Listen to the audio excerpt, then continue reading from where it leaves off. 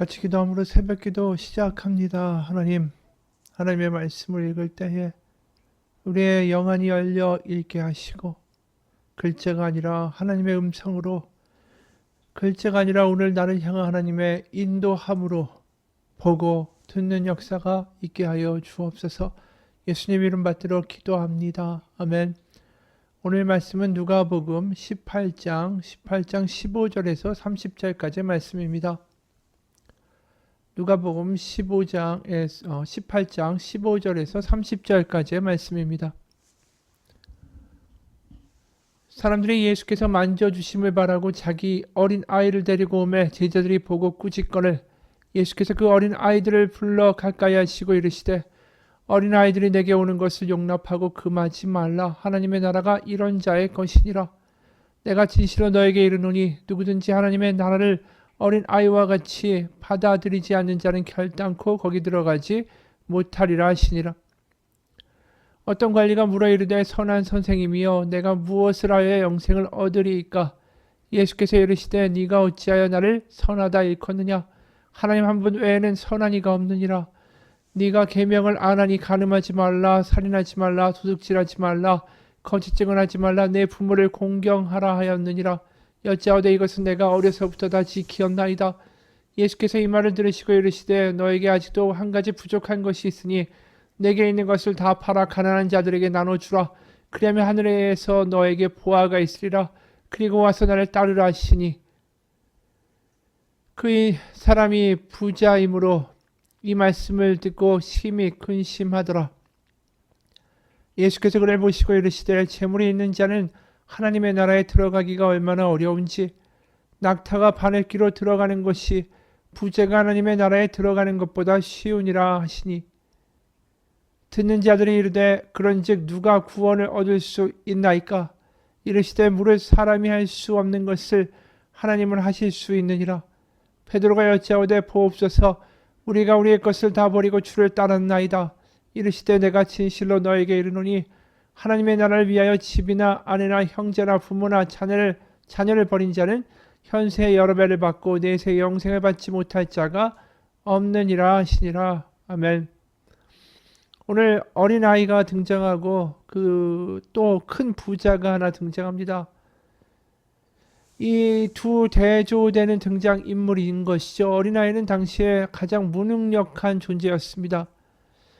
그 당시에 노동력을 제공할 수 있는 성인 남자가 가장 좋은 그 사회적인 가치를 가진 것이고 어린아이들은 그저 밥만 축내고 게다가 아이들이 이 자라다가 병에 걸려 죽는 일도 다반사고 특히 딸 경우에는 노동력에 별로 도움이 되지 않기 때문에 로마의 영향하에 있던 그 많은 식민지에서는 딸이 태어나면 그냥 길거리에 가져다 버려도 그게 아무런 문제가 되지 않았던 때이기도 했다라는 거죠. 그러다 보니까 아이라는 존재는 항상 무능력하기 때문에 받아야만 하는 존재이지 무엇을 제공할 수 있고 힘을 또 재력을 재물을 도움을 줄 수 있는 그런 능력을 가진 존재가 아니다라는 거죠. 그러니까 한마디로 누군가에게 도움이 되지 않는 존재. 그래서 이런 생물학적 어린 아이를 데려다가 가까이 하시고 이 어린아이와 같은 자가 하나님의 나라를 소유한다라는 말씀을 하신 거예요.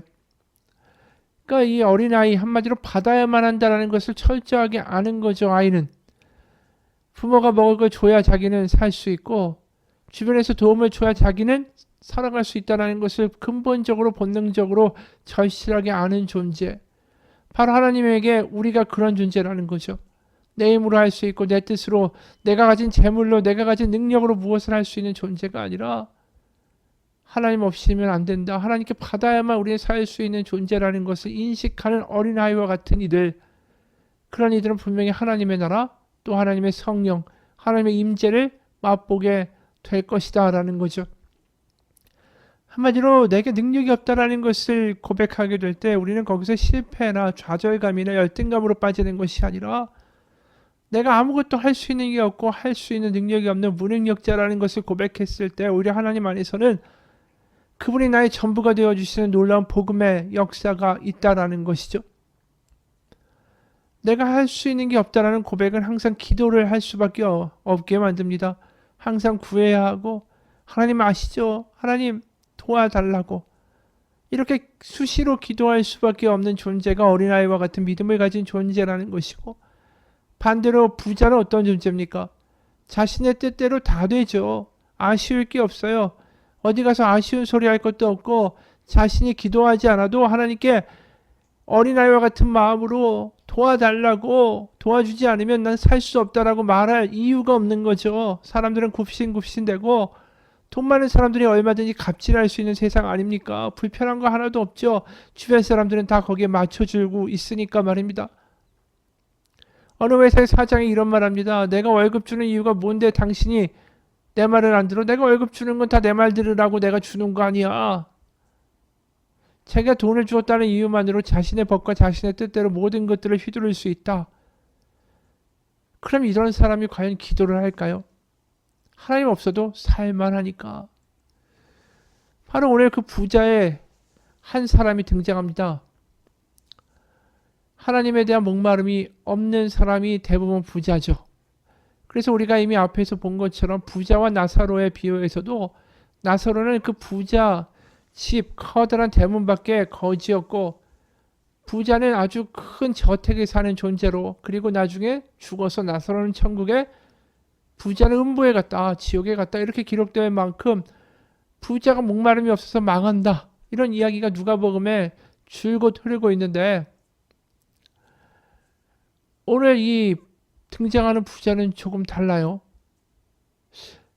우리가 나사로에 비해서 누가복음 16장에서의 부자는 이렇게 얘기하지 않습니까? 누가복음 16장 23, 24절. 누가복음 16장 23, 24절. 그가 음부에서, 이 부자죠, 고통 중에 눈을 들어 멀리 아브라함과 그의 품에 있는 나사로를 보고 불러 이르되 아버지 아브라함이여 나를 긍휼히 여기사 나사로를 보내어 그 손가락 끝에 물을 찍어 내 혀를 서늘하게 하소서. 내가 이 불꽃 가운데서 괴로워하나이다. 그가 죽은 다음에도 이미 이야기한 대로 이 아브라함하고만 대화를 하지 나사로하고는 말도 섞지 않습니다. 그러면서 나사로를 시켜서 나에게 물을 찍어 바르게 하라. 또 나사로를 시켜서 살아있는 우리 가족들에게 이 죽음 이후에 이러한 음부와 이 낙원이 있다는 것을 알게 해라. 한마디로 이 나사로는 얼마든지 자기가 부릴 수 있는 하찮은 존재, 자신의 뜻대로 모든 것을 좌지우지하고자 하는 이 갑질의 모습이 부자가 음부에 갔을 때도 여전히 살아있지 않습니까? 어린아이와 같이 나는 무능력하다라는 생각을 하지 않아요. 자기는 여전히 남들을 시킬 수 있고 내가 얼마든지 부릴 수 있는 그러한 나는 존재다. 그런 사람들이 하나님한테도 그렇게 하죠. 하나님 이렇게 이루어 달라고. 하나님도 얼마든지 자신이 부릴 수 있는 대상으로 생각하는 교만이 있기 때문입니다. 그러니까 어떻게 보면 하나님의 나라에 가는데 가장 걸림돌이 되는 게 이 교만이라는 거죠. 나의 법, 내가 할 수 있다는 생각들. 근데 오늘 부자는 조금 달라요. 그는 십계명을 늘 지키고자 하는 자고, 또 거기에 뭘 가지고 왔습니까? 어떻게 해야 영생을 얻을 수 있습니까? 영생에 대한 생각을 하고 있다는 거죠. 부자와 나사로에 비유해서 부자는 영생 따위는 생각도 안 했기 때문에 죽은 다음에 이러한 자리가 있다, 낙원과 음부가 있다는 것을 나사로를 보내서 우리 식구들에게 알게 해라. 그러면 믿을 거다. 영생 따위에 대해서는 관심도 없었던 사람이라는 거죠. 근데 이 부자는 좀 달라요. 영생에 대한 이야기를 하고. 그러니까 예수님이 이렇게까지 말씀하시는 거 아니? 22절. 예수께서 이 말을 들으시고 이르시되 너에게 아직 한 가지 부족한 것이 있으니 너에게 있는 것을 다 팔아 가난한 자들에게 나눠주라. 그러면 하늘에서 너에게 보화가 있으리라. 그리고 와서 나를 따르라 하시니. 그러니까 제자로 삼겠다라고 말씀하시는 거예요. 그가 그래도 부자인데도 이 부자가 된 게 자신의 능력이나 또 이 부자가 돼서 자신이 호화호식하고 남들을 부리는데 이 부를 쓰는 게 아니라 이 가난하고 힘든 이들을 구제하며 하나님이 주신 재물은 하나님을 위해 쓰임 받아야 한다라고 믿고 살았던 이기 때문에 구제에도 힘썼다라는 것을 하나님이 보고 계신 거죠. 그런데 이 부자에게 하나 특이한 점이 있어요. 뭐냐 하면 누가복음 이 18장을 먼저 보겠습니다. 18장을 보면 9절에서 14절까지의 말씀이에요. 누가복음 18장 9절에서 14절. 또 자기를 의롭다 하고 믿고 다른 사람을 멸시하는 자에게 이 비유로 말씀하시되 두 사람이 기도하러 성전에 올라가니 하나는 바리새인이요 하나는 세리라. 바리새인은 서로 따로 기도하여 이르되 하나님이여 나는 다른 사람들 곧 토색불이 간음하는 자들과 같지 아니하고 이 세리와도 같지 아니함을 감사하나이다. 나는 일에 2번씩 금식하고 또 소득의 11조를 드리나이다 하고 세리는 멀리 서서 감히 눈을 들어 하늘을 쳐다보지도 못하고 다만 가슴을 치며 이르되 하나님이여 불쌍히 여기소서 나는 죄인이로소이다 하였느니라. 내가 너에게 이르노니 이에 저 바리새인이 아니고 이 사람이 의롭다 하심을 받고 그의 집으로 내려갔느니라. 무릇 자기를 높이는 자는 낮아지고 자기를 낮추는 자는 높아지리라 하시니라. 교만한 자는 결국 파멸에 이르게 될 거고 하나님의 은혜 아니면 안 됩니다. 나는 아무 능력이 없습니다. 이 어린아이와 같은 무능력의 고백을 했던 이 선을 행할 능력이 없다라고 고백했던 그래서 하나님만 바라보았던 그래서 하나님께 배고프고 갈망함으로 나아갔던 이 세리가 의롭다라고 하신 거죠. 그래서 오늘 이 부자도 뭐가 문제일까요? 이 관리가 부자잖아요. 그러면서 물을 때 이렇게 묻습니다. 18절에 어떤 관리가 물어 이르되 선한 선생님이여 내가 무엇을 하여 영생을 얻으리까? 19절에 예수께서 이르시되 네가 어찌하여 나를 선하다 일컫느냐? 하나님 한 분 외에는 선한 이가 없느니라. 그러니까 지금 이 관리자 부자가 예수님을 선하다라고 이야기해요. 무슨 얘기인가요? 자기가 선과 악을 구별할 수 있는 기준을 가지고 있다라는 거죠. 그러니까 자신이 생각할 때에 그 선함의 기준에 합당한 사람이 이 예수라는 랍비라는 거예요. 그러니까 예수님은 네가 어찌하여 나를 선하다 일컫느냐? 하나님 한 분에는 선한 이가 없다라는 이야기는 뭐죠? 네가 선악을 판단할 수 있느냐? 하나님만이 오로지 선하다라는 것을 아시는 분이다.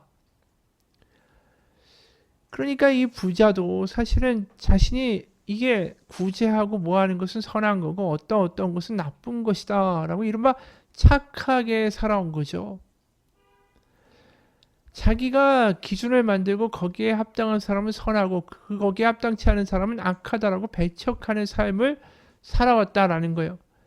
그러면 이 선한 관리, 그러니까 그 관리 부자에게 세리는 어떤 존재일까요? 아까 봤던 세리는 악한 존재죠. 왜냐하면 분명한 십계명에서 나타난 율법을 지키지 않았던 존재가 세리니까. 그럼 이 부자에게 아까 말했던 바리새인과 세리 중에 누가 선하다라고 당신은 생각합니까? 그럼 100% 바리새인이 선하다라고 이야기했을 거예요. 하지만 하나님의 아들 예수님은 뭘 얘기하시죠? 세리가 선하다고 하시죠. 왜요? 그의 선함은 그 스스로에게서 나오는 것이 아니라 그가 하나님 아니면 안 된다라고 갈망할 때에 그는 선해질 수 있다라고 말씀하시기 때문이에요. 왜요? 하나님밖에 없습니다. 내 힘으로는 아무것도 안 됩니다. 난 받아야만 하는 존재입니다. 그런 고백으로 나아갈 때 하나님은 우리를 채워주시고 하나님의 성령으로 채워주시고 하나님의 말씀으로 채워주셔서 우리가 살아갈 때 하나님이 채워주신 그 마음을 가지고 선악을 분별할 수 있게 되는 것이지 내가 가지고 있는 기준을 가지고 선악을 판별한다는 것은 교만이다라는 거죠. 그렇습니다. 우리가 선악을 판별할 수 있는 주제가 안 되죠. 선악을 판별할 수 있겠다라고 덤벼든 게 누굽니까? 아담과 하와. 그들이 선악과를 따먹고 내가 선악을 구별할 수 있게 되리라 하다가 결국 망한 거 아닙니까? 이 부자도 다 좋아요. 율법을 지키려고 하는 것도 좋아요. 악하게 안 하려고 애쓴 것도 맞아요. 그런데 그가 선하다 악하다를 구별할 수 있는 존재가 아니라는 거. 그래서 예수님을 따라가면서 하나님의 마음을 그 가운데 채우고 성령을 채우고 그래서 내가 바라보는 선함이 선함이 아니고 내가 보는 악함이 악함이 아니다라는 것을 깨닫고 살라고 나를 따르라는 거죠. 네가 돈을 다 버리고 나를 따르다 보면 네의 선악의 기준이 다 흐트러지고 뭐가 선한 것인지 뭐가 악한 것인지 오히려 새롭게 알게 될 것이다 라는 거예요. 왜 그럴까요? 부자가 가난해지면요, 참 기도할 게 많겠죠. 불편할 것도 많을 거예요. 그리고 가난한 사람들이 죄를 짓는 것 자체가 그 사람들의 어떤 도덕적인 의지의 박약이 아니라 그들도 인간으로 약한 가운데 어쩔 수 없이 그러한 일들을 행할 수밖에 없다라는 것을 또 공감하는 마음도 생기겠죠.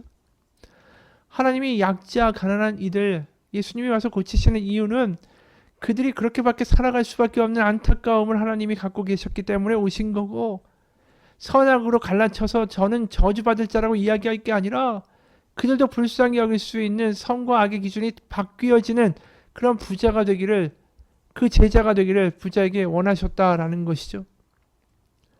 여러분, 맞습니다. 우리가 선악을 판별할 수가 없어요. 그리고 내 힘으로 누군가를 용서하고 내 힘으로 사랑한다는 것 자체도 안 됩니다. 선을 행할 수 있는 힘도 나에게 없습니다. 그건 로마서 7장도 마찬가지잖아요. 내가 선을 행하고자 하나 오히려 악만 행하는 도다. 그 얘기는 뭘까요? 악이 좋아 보이니까 그렇게 행하는 거 아닙니까? 악이 선해 보이고 선은 힘들어 보이고 이 선악과를 따먹은 사람처럼 그렇게 살아가는 우리의 실체를 로마서 7장에서 이야기한 거죠. 우리가 누굴 사랑하고 용서한다는 거 내 힘으로 안 돼요. 내가 용서한다고 하더라도 며칠 지나면 본전 생각이 난다라는 거죠. 그래서 나한테 내가 사랑을 줬을 때 그 사랑에 대해서 사랑으로 반응하는 사람한테는 정말 이뻐하지만, 내가 사랑했는데 거기에 대해서 반응하지 않는 사람에게는 더 큰 보복으로 응징하고 싶은 게 인간의 본능이라는 거죠. 여러분, 우리가 이스라엘 구약을 보면 그들이 얼마나 엉망인지 몰라요. 그런 존재를 사랑한다는 게 얼마나 힘든 일인지 모릅니다. 그런데도 하나님은 계속해서 그들을 포기하지 않으셨고, 예수님도 십자가에 못 박혀 죽으셨음에도 불구하고 그 12제자를 찾아가셔서 다시 그들에게 먹이시는 일을 하시지 않습니까? 우리의 선으로는 감당할 수 없는 일들을 예수님 하나님은 하시는 거예요.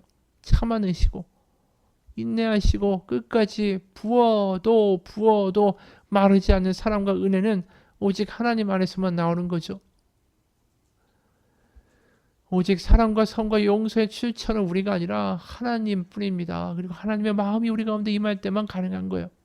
그래서 19절에 예수께서 이르시되 네가 어찌하여 나를 선하다 일컫느냐. 하나님 한 분에는 선한 이가 없느니라. 하나님에게서만 선이 나올 수 있다라는 거죠. 우리가 어떠한 선을 행하든 간에 그건 하나님의 주시는 마음으로부터만 나올 수 있는 선이지, 내 뜻으로 선한다고 하면 항상 우리는 본전치기를 생각하고 주판화를 튕기는 얄팍한 인간에 불과하다라는 거죠. 찬양 중에 이런 가사가 있습니다. 보소서 주님, 나의 마음을 선한 것 하나 없습니다. 그러나 내 모든 것 주께 드립니다. 사랑으로 안으시고 날 새롭게 하소서. 주님 마음 내게 주소서. 내 아버지, 주님 마음 내게 주소서. 나를 향하신 주님의 뜻이 이루어지도록 주님 마음 내게 주소서. 내게 사랑을 가르치소서. 당신 마음으로 용서하게 하소서. 주의 성령 내게 채우사 주의 길 가게 하소서. 주님 당신 마음 주소서. 주님 마음 내게 주소서. 내 아버지, 주님 마음 내게 주소서. 나를 향하신 주님의 뜻이 이루어지도록 주님 마음 내게 주소서. 우리에게도 부자에게도 이 기도가 필요한 거 아닐까요? 바로 우리의 생수의 근원 대신, 우리의 선의 근원 대신, 우리의 사랑의 근원 대신 하나님께로부터 우리가 받아서 그것을 주변 가운데 흘려보낼 수 있는 우리의 삶이 되기 원합니다. 남에게 받기에 급급하고 구걸하는 인생이 아니라, 그래서 우리는 사랑을 주고 용서를 주고 하나님의 소망을 주도록 부름받은 존재입니다. 남에게 줄 수 있는 존재라는 거죠. 베드로가 말합니다. 은과 금은 내게 없지만 그래도 내게 가득한 이것을 너에게 주노니 나사렛 예수 그리스도의 이름으로 일어나 걸으라. 여러분, 우리에게 배고픔과 목마름이 하나님께 있길 원합니다. 그곳에서 우리에게 넉넉히 부어주신 하나님의 은혜로 오늘 살아가는 우리의 인생 되기를 원합니다. 줄 수 있는 인생 되기 원합니다. 같이 기도하겠습니다. 하나님, 사람들에게 목말라하는 인생이 아니라 하나님께 받은 기쁨과 소망과 사랑과 용서를 주변 가운데 주고 하나님의 얼굴을 그들에게 비추어 주고 하나님의 마음을 그들에게 비추어 주고 그래서 그들에게 소망을 주고 격려를 하고 위로를 주고 그곳에서 하나님의 나라를 가는 곳마다 이루어가는 우리 인생이 되게 도와주옵소서. 우리는 거지가 아닙니다. 우리 하나님께 받은 것으로 이 세상 가운데 모든 것을 나누어 주시는 하나님의 상속자로 부름받았습니다. 주라. 그럼 하나님이 채워줄 것이다. 그 음성을 듣고 채우시는 역사를 경험하는 우리 인생 되게 도와주옵소서. 예수님 이름 받들어 기도합니다. 아멘.